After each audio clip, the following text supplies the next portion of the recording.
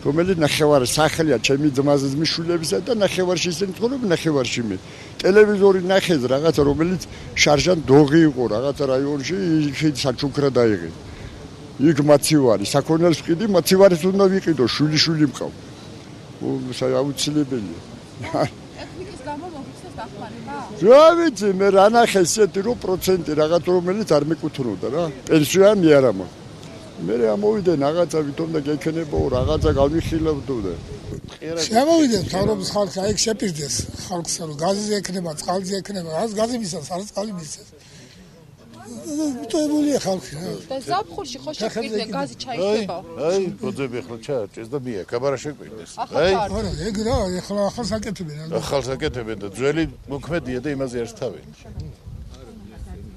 რასავობენ, როდის ჩავთვალ თუ წინასწარ არჩევნოთ მაინც აქტივდებიან? ოქტომბერში, 15 ოქტომბერში ჩარჩენილ. აბა დააგვირდი როცა ლაპარაკობს კუთხეებზე. საერთოდ ყაზბეგს ახსენებს. ერთადერთ ხელ ახსენა სვანეთს და ყაზბეგს არაფერი აღარ ჭირს, ტურისტები ყავს ბევრია. სააბაი დაინახე ვინმე ტურისტი რომელიც მარტო ცენტრში არის. 30 ოჯახია ყაზბეგში და გერგეთში დასაქმებული. აი ეს არის სნოსწყალი, სნოსხეობა. აქედან ჯუთამდე არანაირი მარტო ტურისტი მოდის სანახავად. აქ ოჯახში მოდიან სტუმრად და ამედა იმით დასასვენებლად კი არა რომ აქ ფული ვინმე აიღას. აი ეგ არ არსებობს აქა. ჩვენ მხარეზე აი წყალზე საერთოდ არ არსებობს ეგ. 30 ოჯახია თუ 40 ოჯახია ყაზბეგში და გერგეთში დასაქმებული.